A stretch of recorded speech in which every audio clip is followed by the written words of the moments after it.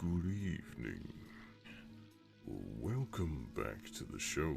As always, I'm the Grim Narrator, and we all know that there are a lot of creepypastas out there, but few and far between are as notorious, as beloved, perhaps, as Jeff the Killer. So today we're going to dive into the entire origin and story of this sinister, deviant creature. You wake at 3 a.m., disturbed by some subtle, shifting sound within the room, just on the edge of hearing. Propping up on one arm, you survey the room, looking for some source of the noise, hoping beyond hope that you won't find one. At first, your hopes are raised. Everything seems to be silent. Everything seems to be still. But it isn't. From behind the long, concealing drape of the curtain, a voice. The flickering, serpentine hiss whispers, "Go to sleep." Suddenly you know what's about to happen, and exactly who is waiting to meet you. As recognizable and as widely known as he is feared, Jeff the Killer, an eponymous villain of numerous stories littering the internet, is one of the best known and most widely referenced creepypasta characters to have emerged from the shadowy corners of the web over the past few decades. But who exactly is Jeff the Killer? After a few weeks of unexplained murders, the ominous unknown killer is still on the rise. After little evidence has been found, a young boy states that he survived one of the killer's attacks and bravely tells his story. "I had a bad dream and I woke up in the middle of the night," says the boy. "I saw that for some reason the window was open, even though I remember it being closed before I went to bed. I got up and shut it once more. Afterwards, I simply crawled under my covers and tried to get back to sleep. That's when I had a strange feeling, like someone was watching me. I looked up and nearly jumped out of my bed. There, in the little ray of light illuminating from between my curtains, were a pair of eyes. These weren't regular eyes, they were dark, ominous eyes. They were bordered in black and just terrified me. That's when I saw his mouth. A long, horrendous smile that made every hair on my body stand up. The figure stood there watching me. Finally, after what seemed like forever, he said it. A simple phrase, but said in a way only a madman could speak. He said, "Go to sleep." I let out a scream, and that's what sent him at me. He pulled up a knife, aiming at my heart. He jumped on top of my bed. I fought him back. I kicked, I punched, I rolled around trying to knock him off me. That's when my dad busted in. The man threw the knife. It went into my dad's shoulder. The man probably would have finished him off if one of the neighbors hadn't alerted the police. They drove into the parking lot and ran towards the door. The man turned and ran down the hallway. I heard a smash, like glass breaking. As I came out of my room, I saw the window that was pointing towards the back of my house was broken. I looked out to see him vanish in the distance. I can tell you one thing, I will never forget that face. Those cold, evil eyes and that psychotic smile. They will never leave my head. Police are still on the lookout for this man. If you see anyone that fits the description in this story, please contact your local police department. Jeff and his family had just moved into a new neighborhood. His dad had gotten a promotion at work, and they thought it would be best to live in one of those fancy neighborhoods. Jeff and his brother Lou couldn't complain though. A new, better house. What was not to love? As they were getting unpacked, one of the neighbors came by. "Hello," she said. "I'm Barbara. I live across the street from you. Well, I just wanted to introduce myself and introduce my son." She turns around and calls her son over. "Billy, these are our new neighbors." Billy said hi and ran back to play in his yard. "Well," said Jeff's mom, "I'm Margaret, and this is my husband Peter, and my two sons, Jeff and Lou." They each introduced themselves, and then Barbara invited them to her son's birthday. Jeff and his mother were about to object when their mother said that they would love to. When Jeff and his family were done packing, Jeff went up to see his mom. "Mom, why would you invite us to some kid's party? If you haven't noticed, I'm not some dumb kid." "Jeff," said his mother, "we just moved here. We should show that we want to spend time with our neighbors. Now we're going to that party, and that's final." Jeff started to talk, but stopped himself, knowing that he couldn't do anything. Whenever his mom said something, it was final. He walked up to his room and plopped down on his bed. He sat there looking up at the ceiling when suddenly he got a weird feeling. Not so much pain, but a weird feeling. He dismissed it as just some random feeling. He heard his mother call him down to get his stuff, and he walked down to get it. The next day, Jeff walked downstairs to get breakfast and got ready for school. As he sat there eating his breakfast, he once again got that feeling. This time, it was stronger. It gave him a slight tugging pain, but he once again dismissed it. As he and Lou finished breakfast, they walked down to the bus stop. They sat there waiting for the bus, and then, all of a sudden, some kid on a skateboard jumped over them, only inches above their laps. They both jumped back in surprise. "Hey, what the hell?" The kid landed and turned back to them. He kicked his skateboard up and caught it with his hands. The kid seems to be about 12, 1 year younger than Jeff. He wears an Aeropostale shirt and ripped blue jeans. Well, it looks like we've got some new meat." Suddenly, two other kids appeared. One was super skinny and the other was huge. "Well, since you're new here, I'd like to introduce ourselves. Over there is Keith." Jeff and Lou looked over to the skinny kid. He had a dopey face that you would expect a sidekick to have. "And he's Troy." They looked over at the fat kid. Talk about a tub of lard. This kid looked like he hadn't exercised since he was crawling.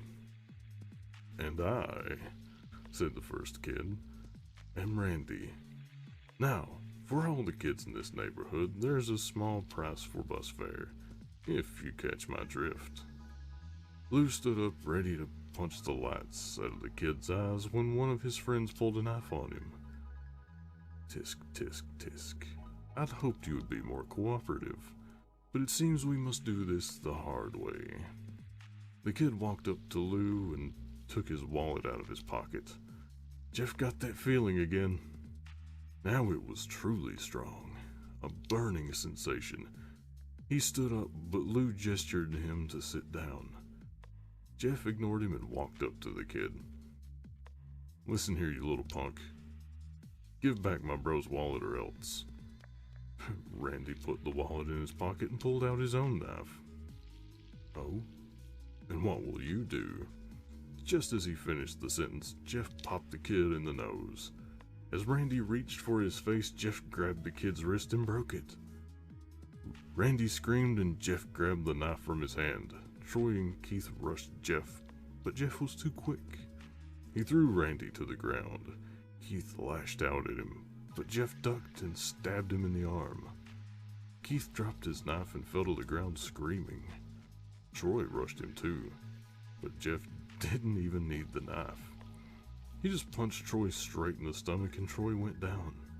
As he fell, he puked all over. Lou could do nothing but look in amazement at Jeff.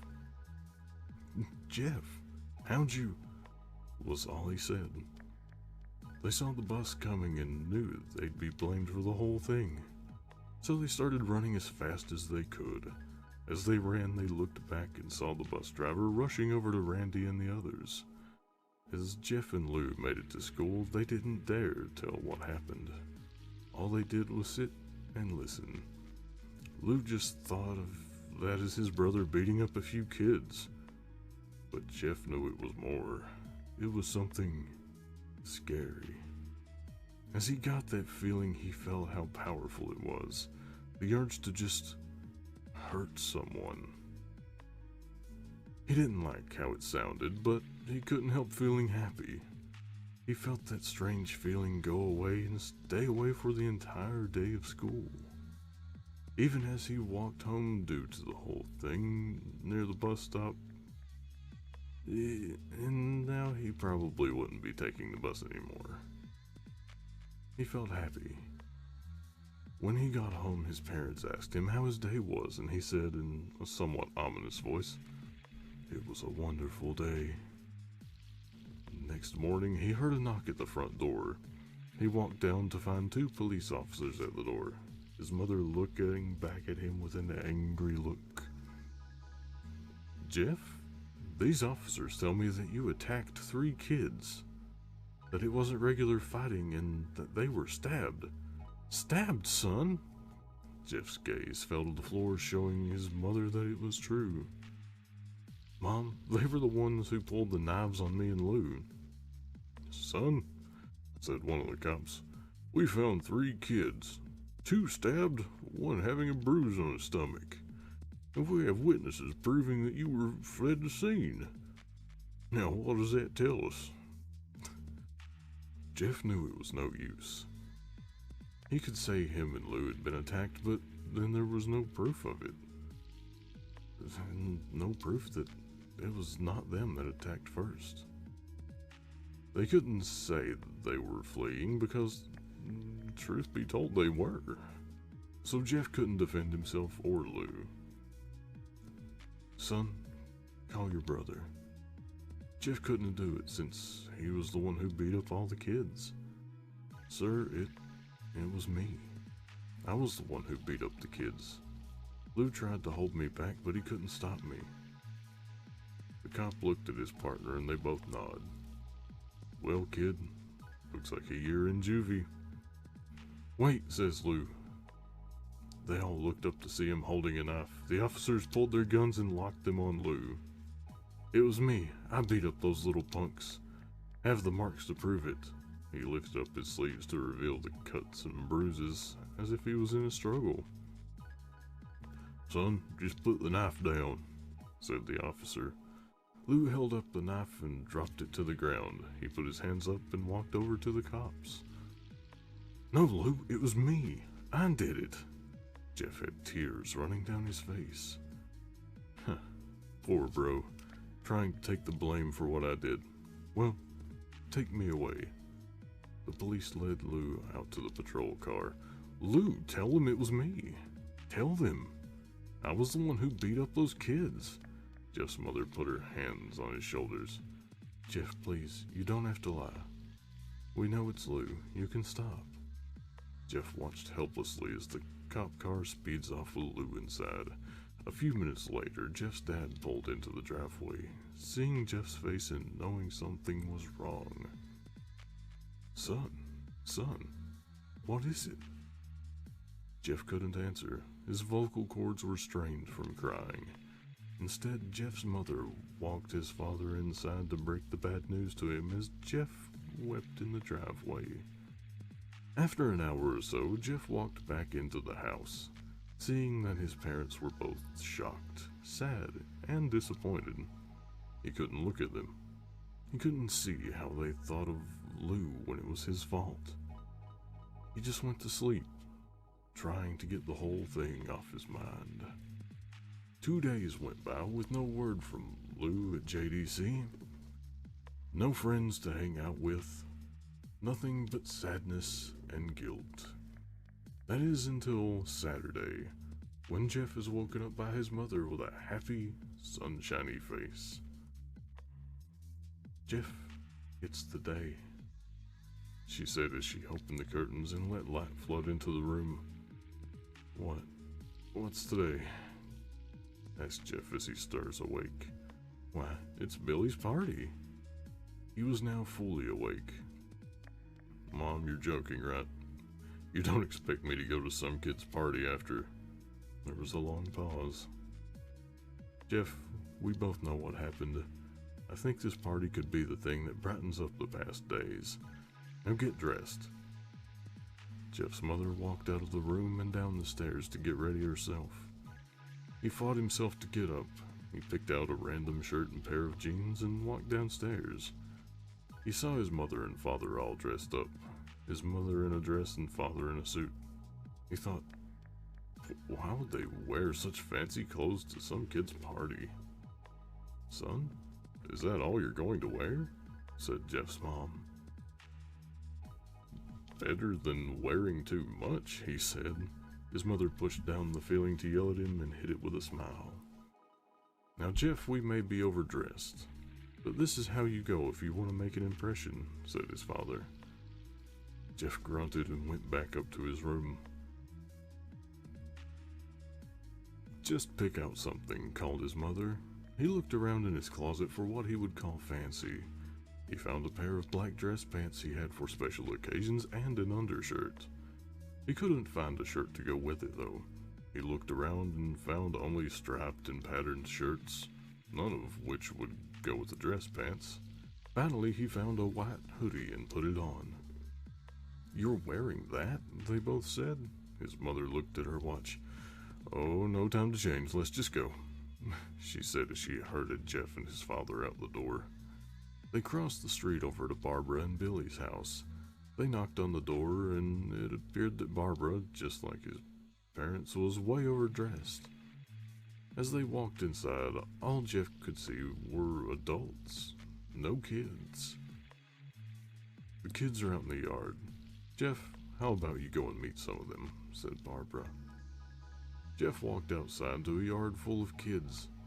They were running around in weird cowboy costumes and shooting each other with plastic guns. He might as well be standing at a Toys R Us. Suddenly, a kid came up to him and handed him a toy gun and hat. "Hey, wanna play?" he said. No, kid. I'm way too old for this stuff." The kid looked at him with that weird puppy dog face. "Please," said the kid. "Fine," said Jeff. He put on the hat and started to pretend to shoot the kids. At first he thought it was totally ridiculous, but then he started to actually have fun. It might not have been super cool, but it was the first time he'd done something that took his mind off of Lou. So he played with the kids for a while until he heard a noise. A weird, rolling noise. Then it hit him. Randy, Troy, and Keith all jumped over the fence on their skateboards. Jeff dropped the fake gun and ripped off the hat. Randy looked at Jeff with a burning hatred. "Hello, Jeff, is it?" he said. "We have some unfinished business." Jeff saw his bruised nose. "Think we're even. I beat the crap out of you and you get my brother sent to JDC. Randy got an angry look in his eyes. "Oh no, I don't go for even. I go for winning. You may have kicked our asses that one day, but not today." As he said that, Randy rushed at Jeff. They both fell to the ground. Randy punched Jeff in the nose, and Jeff grabbed him by the ears and headbutted him. Jeff pushed Randy off of him, and both rose to their feet.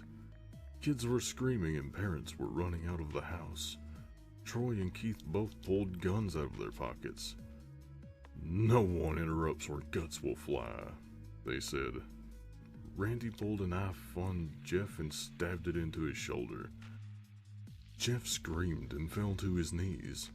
Randy started kicking him in the face. After 3 kicks, Jeff grabs his foot and twists it, causing Randy to fall to the ground. Jeff stood up and walked towards the back door. Troy grabbed him. "Need some help?" He picks Jeff up by the back of the collar and throws him through the patio door. As Jeff tries to stand, he's kicked down to the ground. Randy repeatedly starts kicking Jeff until he starts to cough up blood. "Come on, Jeff, fight me." He picks Jeff up and throws him into the kitchen. Randy sees a bottle of vodka on the counter and smashes the glass over Jeff's head. "Fight!" He throws Jeff back into the living room. "Come on, Jeff, look at me." Jeff glances up, his face riddled with blood. "I was the one who got your brother sent to JDC, and now you're just gonna sit here and let him rot in there for a whole year? You should be ashamed." Jeff starts to get up. "Oh, finally, you stand and fight." Jeff is now to his feet, blood and vodka on his face. Once again, he gets that strange feeling, the one in which he hasn't felt for a while. "Finally, he's up," says Randy as he runs at Jeff. And that's when it happens. Something inside Jeff snaps.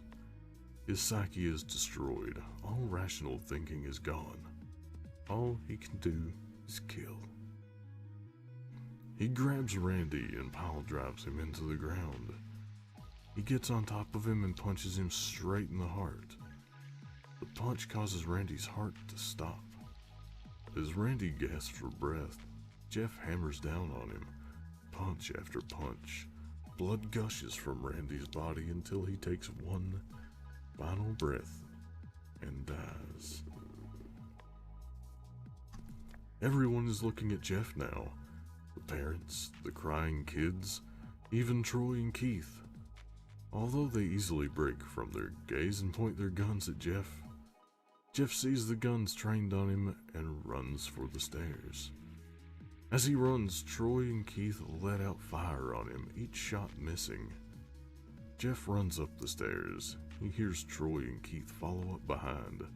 As they let out their final rounds of bullets, Jeff ducks into the bathroom. He grabs the towel rack and rips it off the wall. Troy and Keith race in, knives ready. Troy swings his knife at Jeff, who backs away and bangs the towel rack into Troy's face. Troy goes down hard, and now all that's left is Keith. He's more agile than Troy, though, and ducks when Jeff swings the towel rack. He dropped the knife and grabbed Jeff by the neck. He pushed him into the wall. A thing of bleach fell down on top of him from the top shelf. It burnt both of them and they both started to scream.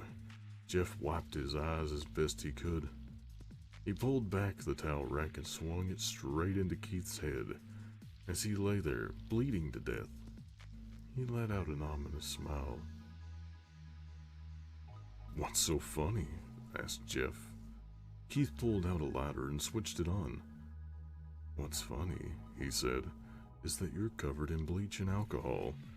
Jeff's eyes widened as Keith threw the lighter at him. As soon as the flame made contact with him, the flames ignited the alcohol in the vodka. While the alcohol burned him, the bleach bleached his skin. Jeff let out a terrible screech as he caught on fire. He tried to roll out the fire, but it was no use. The alcohol had made him a walking inferno. He ran down the hall and fell down the stairs. Everybody started screaming as they saw Jeff, now a man on fire, drop to the ground, nearly dead. The last thing Jeff saw was his mother and the other parents trying to extinguish the flame, and that's when he passed out. When Jeff woke, he had a cast wrapped around his face. He couldn't see anything, but he felt a cast on his shoulder and stitches all over his body. He tried to stand up, but he realized that there was some tube in his arm. And when he tried to get up, it fell out, and a nurse rushed in. "I don't think you can get out of bed just yet," she said as she put him back in his bed and reinserted the tube. Jeff sat there with no vision, no idea of what his surroundings were. Finally, after hours, he heard his mother. "Honey, are you okay?" she asked. Jeff couldn't answer though. His face was covered and he was unable to speak. "Oh honey, I have great news. After all the witnesses told the police that Randy confessed of trying to attack you, they decided to let Lou go." This made Jeff almost bolt up, stopping halfway, remembering the tube coming out of his arm. "He'll be out by tomorrow, and then you two will be able to be together again." Jeff's mother hugs Jeff and says her goodbyes. The next couple of weeks were those where Jeff was visited by his family. Then came the day when the bandages were to be removed. His family members were all there to see it, what he would look like. As the doctors unwrapped the bandages from Jeff's face, everyone was on the edge of their seats. They waited until the last bandage, holding the cover of his face, was almost removed. "Let's hope for the best," said the doctor. He quickly pulls the cloth, letting the wrist fall from Jeff's face. Jeff's mother screams at the sight of his face. Lou and Jeff's dad stare awestruck at his face. What happened to my face?" Jeff said. He rushed out of the bed and ran into the bathroom. He looked in the mirror and saw the cause of the distress. His face. It's horrible. His lips were burnt to a deep shade of red. His face was turned into a pure white color, and his hair singed from brown to black. He slowly put his hand to his face.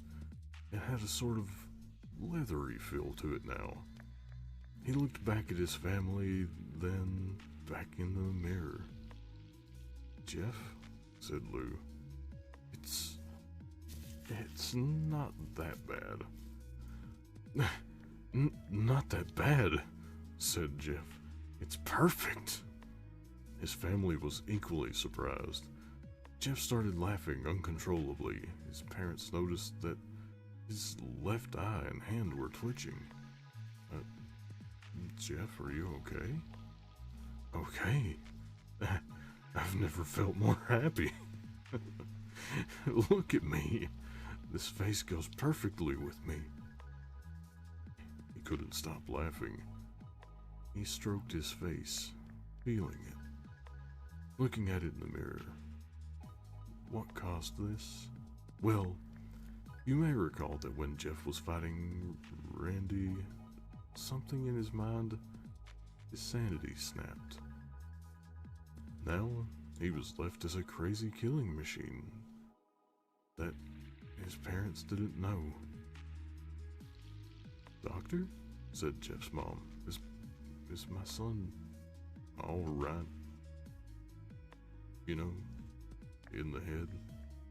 "Oh yes, this behavior is typical for patients that have taken very large amounts of painkillers.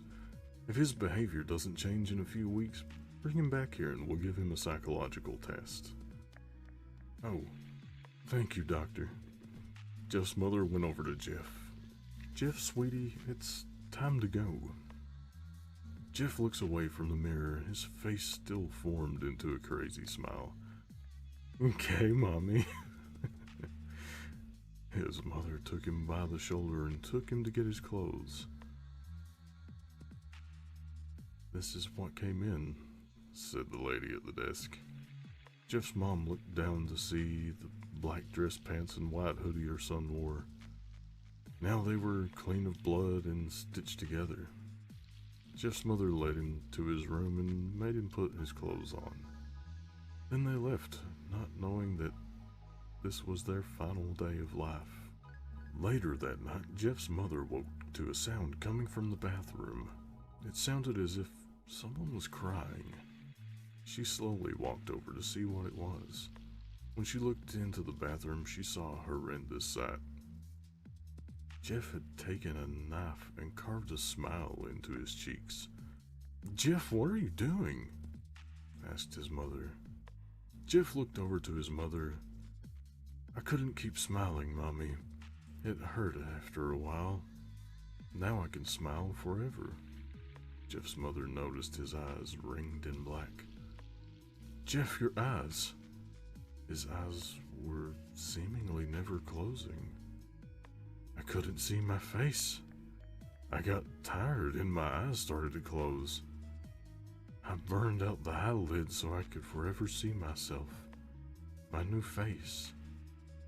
Jeff's mother started slowly backing away, seeing that her son was going insane. "What's wrong, Mommy? Aren't I beautiful?" "Yes, son," she said. "Yes, you are. Let me go get Daddy so he can see your face." She ran into the room and shook Jeff's dad from his sleep. "Honey, get the gun, She stopped as she saw Jeff in the doorway holding a knife. "Mommy, you lied." That's the last thing they hear as Jeff rushes them with the knife. His brother Lou woke up, startled by some noise. He didn't hear anything else, so he just shut his eyes and tried to go back to sleep. As he was on the border of slumber, he got the strangest feeling that someone was watching him. He looked up and Jeff's hand covered his mouth. Jeff slowly raised the knife, ready to plunge it into Lou. Lou thrashed here and there, trying to escape Jeff's grip. "Shh," Jeff said. "Just go to sleep." And that's the end of the origin of Jeff the Killer. Fairly interesting read, actually. I don't know which came first, the story or the odd pictures you see everywhere. But regardless, what do you think? Is this truly a horror story for the ages? Jeff the Killer? Happy psycho? And just a child? But thanks for tuning in. I'm the Grim Narrator, and I'll see you in the next video. Bye-bye.